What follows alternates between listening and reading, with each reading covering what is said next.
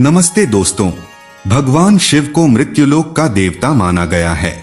यह इकलौते ऐसे भगवान हैं जो स्वर्ग से दूर हिमालय की सर्द चट्टानों पर अपना घर बनाए हुए हैं। क्या आपने कभी सोचा है कि भगवान शिव के गले में नाग क्यों है, हाथ में त्रिशूल, सिर पर गंगा और शेर की खाल क्यों पहनते हैं? इन सभी प्रतीकों के पीछे एक रहस्यमय कहानी छिपी है।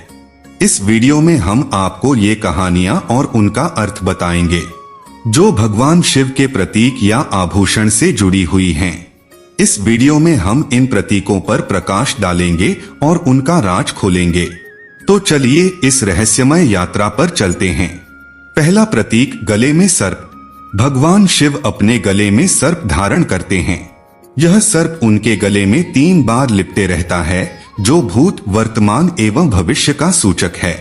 सर्पों को भगवान शंकर के अधीन होना यही संकेत है कि भगवान शंकर तमोगुण, दोष, विकारों के नियंत्रक व संहारक हैं, जो कलह का कारण ही नहीं बल्कि जीवन के लिए घातक भी होते हैं।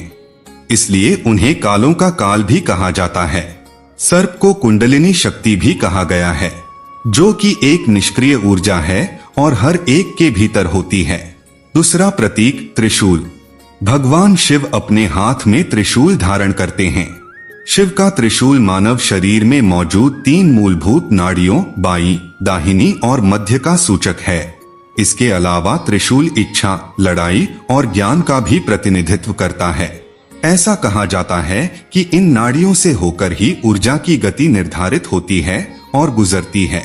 तीसरा प्रतीक, पवित्र गंगा। गंगा नदी हिंदुओं के लिए सबसे पवित्र नदी मानी जाती है। एक पौराणिक कथा के अनुसार गंगा नदी का स्रोत शिव है और उनकी जटाओं से बहती है। भगवान पृथ्वी पर और इंसान के लिए शुद्ध पानी लाने के लिए गंगा को अपनी जटाओं में धारण करते हैं। इसलिए भगवान शिव अक्सर गंगाधर या गंगा नदी के वाहक के रूप में जाने जाते हैं। गंगा नदी रुद्र के रचनात्मक पहलुओं को दर्शाती है। भगवान शिव द्वारा गंगा को धारण करना यह भी इंगित करता है कि शिव न केवल विनाश के भगवान है, लेकिन वह ज्ञान, पवित्रता और भक्तों को शांति भी प्रदान करते हैं। चौथा प्रतीक, बाघ की खाल। हिंदू पौराणिक कथाओं में कहा गया है कि बाघ शक्ति और सत्ता का प्रतीक है तथा शक्ति की देवी का वाहन है। भगवान शिव अक्सर इस पर बैठते हैं या इस खाल को पहनते हैं, जो कि यह दर्शाता है कि वह शक्ति के मालिक हैं और सभी शक्तियों से ऊपर हैं।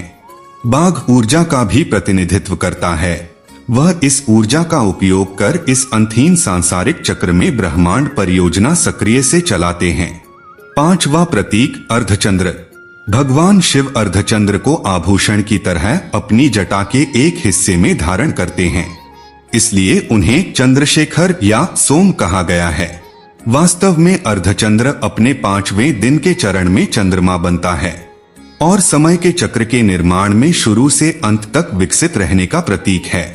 भगवान शिव के सिर पर चंद्र का होना समय को नियंत्रण करने का प्रतीक है, क्योंकि चंद्र समय को बताने का एक माध्यम है। छठा प्रतीक, रुद्राक्ष। भगवान शिव अपने गले में रुद्राक्ष की माला पहनते हैं, जो कि रुद्राक्ष पेड़ के 108 बीजों से मिलकर बनी है। रुद्राक्ष शब्द रुद्र, जो शिव का दूसरा नाम है, और अक्ष अर्थात आंसू से बना है।